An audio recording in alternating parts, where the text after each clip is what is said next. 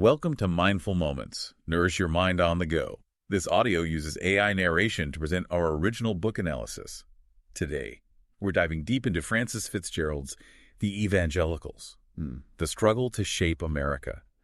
You know, it's amazing to think how this movement went from these fiery revivals to influencing presidents. We've got a lot to unpack, so let's get started. Yeah, it's a fascinating journey for sure. FitzGerald takes us all the way back to the 18th and 19th centuries, that era of those dramatic revivals. And one thing that really struck me was that shift she describes, that shift from these formal established churches to this intensely personal and emotional experience of faith. Yeah, it's like a religious revolution almost. And then you have figures like Charles Finney emerging, right? Yeah. Igniting the Second Great Awakening with his electrifying preaching style. But he wasn't just focused on personal salvation, was he? Not at all. Finney's message really resonated with these wealthy New York businessmen, and they were deeply involved in social reforms like abolition. They saw their faith as this driving force for social change.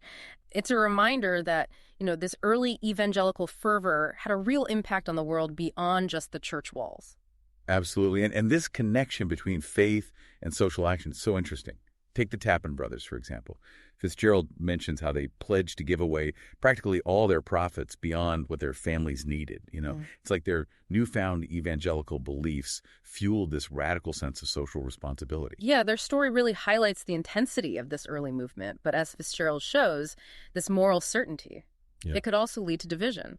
And when it came to slavery, evangelical views fractured the movement, especially as the Civil War approached. It's almost like this passion for change becomes a double-edged sword. So how did those divisions actually play out? Well, Southern evangelicals, facing mounting pressure from the North, they started retreating from social reform. They embraced this doctrine called the spirituality of the church, arguing that they should stay out of politics to protect the status quo. Essentially, they used the separation of church and state to shield slavery from criticism. So we see the seeds of these political debates being sown even back then. But as the nation grappled with the issue of slavery, other challenges were emerging, this time from the realm of science and biblical scholarship. This is where FitzGerald takes us into the world of fundamentalism, right? Exactly. Darwin's theories and these new ways of interpreting the Bible, they really triggered a wave of anxiety among many evangelicals. They felt like the very foundations of their faith were under attack. So they doubled down on a literal reading of the Bible and a strict adherence to traditional doctrine. It's fascinating how these external forces like scientific discoveries can shape religious beliefs.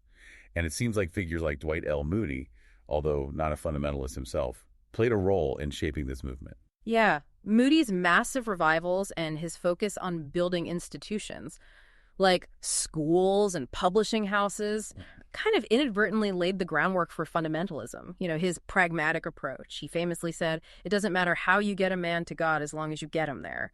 That really emphasized conversion above all else, which became a core tenet of the fundamentalist movement. That's a great point. It's like he unintentionally created the conditions for fundamentalism to flourish. Then, as the 20th century dawned, World War I erupted, bringing with it this sense of global upheaval. And that's where we see the rise of dispensationalism, right? This belief in the imminent end times. You're exactly right. The chaos of the war, particularly events like the fall of the Ottoman Empire and the British capture of Jerusalem, these events seem like they were ripped from biblical prophecy. It really fueled this apocalyptic worldview. It must have felt like prophecy was unfolding before their very eyes. But did everyone buy into this doomsday scenario? Not initially. FitzGerald uses the example of Billy Sunday. He was a prominent revivalist who wasn't particularly interested in the war at first. But even he was eventually swept up by the fervor of the time, this potent blend of patriotism and religious zeal, and he began preaching about the war as this righteous crusade against evil. It's interesting how even someone initially skeptical could be drawn into that kind of thinking.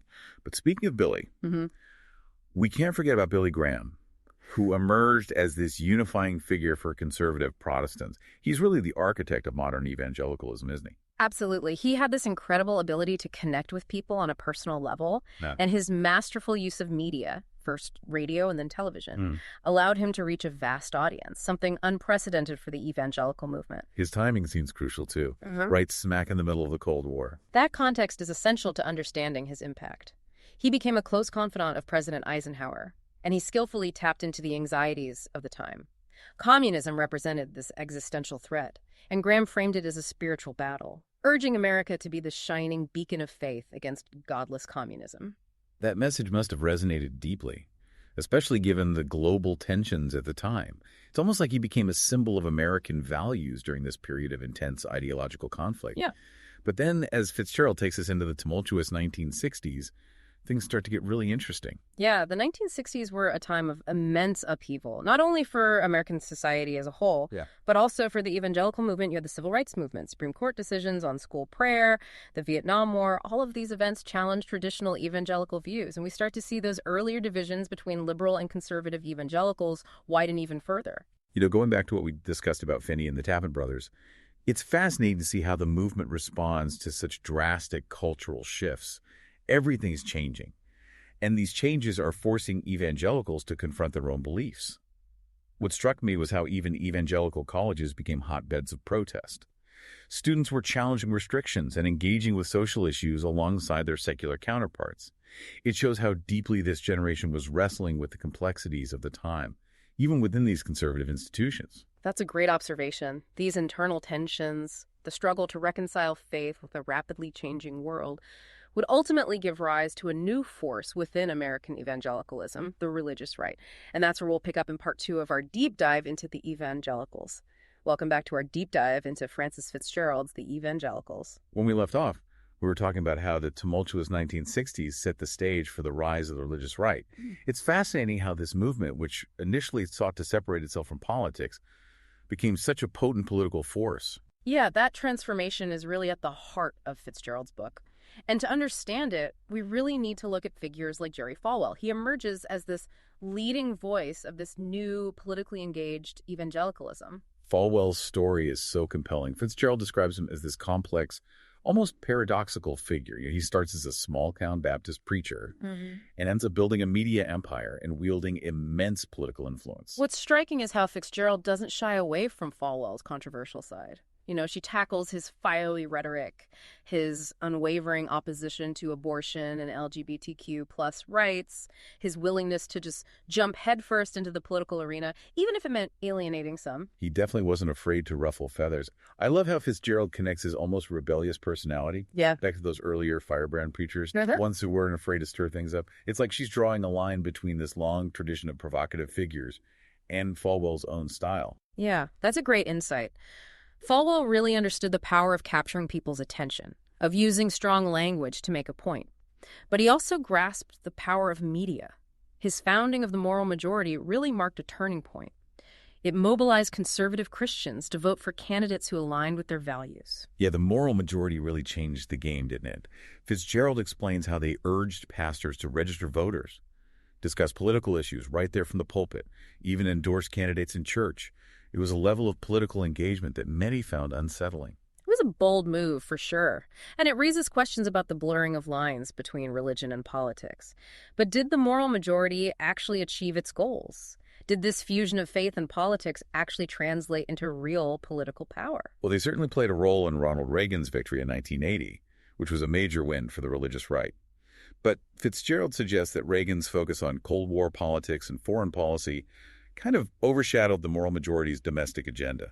Their social issues, while still important, took a back seat. Yeah, it's like they helped pave the way for Reagan's victory, but then struggled to capitalize on that momentum when it came to their specific goals.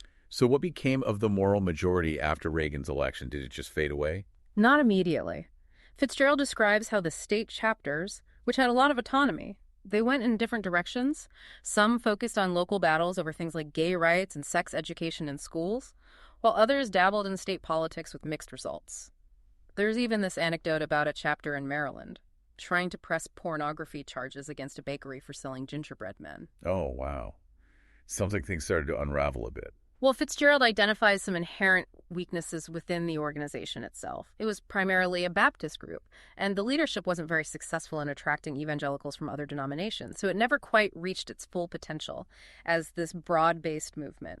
But even as the moral majority declined, the influence of evangelicals on the Republican Party continued to grow. FitzGerald argues that this shift had a lasting impact on the American political landscape. By the late 1980s, white evangelicals had become a crucial voting bloc for the GOP. Their support was practically a prerequisite for any Republican candidate hoping to win national office. So as their political clout grew, did their agenda change? Did new issues or figures emerge? The movement definitely started to diversify. FitzGerald introduces us to Pat Robertson, the televangelist who founded the Christian Broadcasting Network, and even ran for president in 1988. He brought this Pentecostal perspective to the table, emphasizing spiritual warfare and the prosperity gospel. All right, the prosperity gospel, that idea that God rewards the faithful with material wealth, was huge in the 80s and 90s. But Robertson also stirred up controversy with his views on the separation of church and state, didn't he? He did. FitzGerald details how Robertson challenged the traditional understanding of the First Amendment, arguing that it didn't really apply to the states. He even went so far as to suggest that the Founding Fathers didn't intend for America to be a secular state. Needless to say, that sparked quite a debate. It's clear that he wasn't one to shy away from expressing his opinions. What I appreciate about FitzGerald's book is that she doesn't just focus on the big names like Falwell and Robertson. She also delves into some of the lesser-known, but equally fascinating corners of the movement. You're right. She explores groups like the Reconstructionists, who advocated for a theocracy based on a very literal interpretation of biblical law. They were kind of a fringe group, but their emphasis on taking dominion over every aspect of society had a surprising amount of influence. Wow, it's amazing how FitzGerald weaves together all these seemingly disparate threads to create this intricate tapestry of American evangelicalism. But within this tapestry, there were always internal divisions and debates, right? Different ideas about how to achieve their goals. Absolutely. The movement was constantly grappling with questions of strategy and approach. FitzGerald highlights this tension between those who favored a more confrontational style, like Falwell, and those who advocated for a gently more persuasive approach. It's a tension that exists in any movement, I think. This balancing act between staying true to your convictions and engaging with a world that doesn't always share those convictions. And that tension must have intensified in the 1990s with the arrival of Bill Clinton on the political scene. The Clinton presidency was a real test for the religious right. Here was a president who, while professing to be a man of faith, supported policies they vehemently opposed. FitzGerald describes a period of intense backlash, with groups like the Christian Coalition mobilizing to oppose Clinton's agenda. It was a turbulent time in American politics, to say the least. But even as they fought against Clinton's policies, were there any signs of change or evolution within the movement itself? FitzGerald points to figures like Richard Land, who led the Southern Baptist Convention's Ethics and Religious Liberty Commission. While still a staunch conservative, Land adopted a more nuanced approach. He recognized the need to engage with the changing culture and build bridges with those who held different views. He represented a shift away from the scorched earth tactics of figures like Falwell. Yeah, it seems like there was a growing recognition, at least among some evangelicals, that they couldn't simply retreat into their own world and demonize everyone who disagreed with them. They needed to find new ways to connect with a broader audience. And as we enter the 21st century, this need for adaptation becomes even more pressing. But that, my friend, is the story for part 3 of our deep dive. Welcome back to our deep dive into Frances FitzGerald's The Evangelicals. We're now entering the 21st century, a period of profound change for both America and the evangelical movement. It's like the movement found itself at another crossroads, trying to figure out its role in this rapidly evolving landscape. You put it perfectly. And then, of course, you have the election of George W. Bush, who very openly embraced his faith and really courted evangelical voters. It ushered in this whole new era for the movement's political engagement. It was such a fascinating dynamic. FitzGerald points out how Bush's personal story, his journey of redemption, really resonated with evangelicals. Yeah. And his language about fighting evil in the world, it really tapped into that deeply ingrained sense of spiritual warfare that we've been talking about. Right. And remember that city on a hill imagery we talked about, America as this beacon of righteousness. Yeah. Bush's rhetoric really played into that narrative. And then, of course, 9/11 happens. And suddenly that narrative becomes even more potent. It's like 9/11 reframed everything through this lens of good versus evil. Yeah. And Bush's response, his declaration of a war on terror, really solidified his bond with the evangelical community. They saw him as a leader who understood the stakes, a warrior in this cosmic battle. But even as they rallied behind Bush, FitzGerald notes that there were still these internal debates going on within the movement, some like Richard Land. While supporting the war effort, they urged a more nuanced approach to foreign policy. They cautioned against demonizing Islam and emphasized the need for diplomacy alongside military action. So there's this constant tension between supporting a president who shares their values and maintaining their own moral compass, their own principles. Did that tension continue as Bush's presidency progressed? Oh, absolutely. FitzGerald talks about how the Christian right They kept pushing their domestic agenda, issues like abortion and same-sex marriage. They celebrated victories like the Partial Birth Abortion Ban Act, but also felt frustrated by Bush's reluctance to fully embrace their entire agenda. And then there was the Terry-Schiavo case, which really brought the issue of end-of-life care to the forefront, and it ignited this whole firestorm of political controversy. Yeah, the Schiavo case became a real flashpoint. It demonstrated just how far the movement was willing to go to advance its cause. But as FitzGerald points out, that laser focus on these hot-button social issues, it sometimes alienated people who might have otherwise been sympathetic to their concerns. So were there any attempts to broaden their appeal, to connect with a wider audience? There were. FitzGerald introduces us to Rick Warren. He's this megachurch pastor who wrote The Purpose-Driven Life. It became this massive bestseller, resonating with people from all sorts of different backgrounds. Warren offered this more compassionate, less politically charged version of evangelicalism, focusing on personal growth and spiritual fulfillment. Oh yeah, the purpose-driven life was everywhere back then. It felt like a new kind of evangelicalism was emerging, one that was more focused on individual faith journeys than on these political battles. But did Warren's message truly shift the direction of the movement? That's a tough question. FitzGerald suggests that while Warren represented this new face of evangelicalism, the old guard, with their emphasis on political power, still held a lot of sway. And then, of course, you have the election of Barack Obama. No, Obama's election was a seismic shift in American politics, and it certainly created a shockwave within the evangelical community. How did they react to a president who represented so much of what they opposed? FitzGerald describes a period of intense backlash and retrenchment.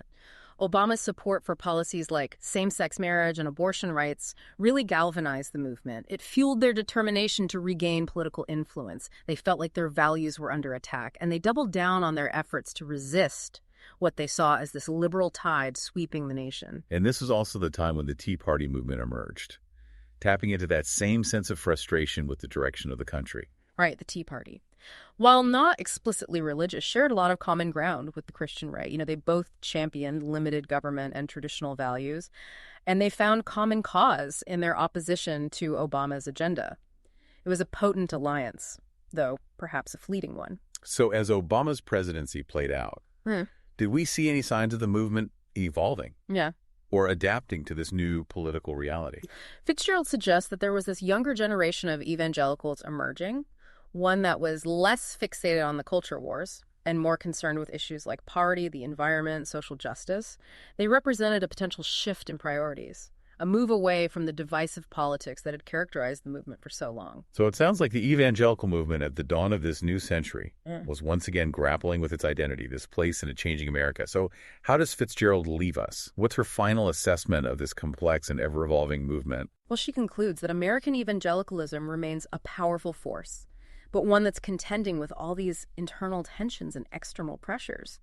It's a movement seeking to find its footing in a society that is growing more diverse and less overtly religious.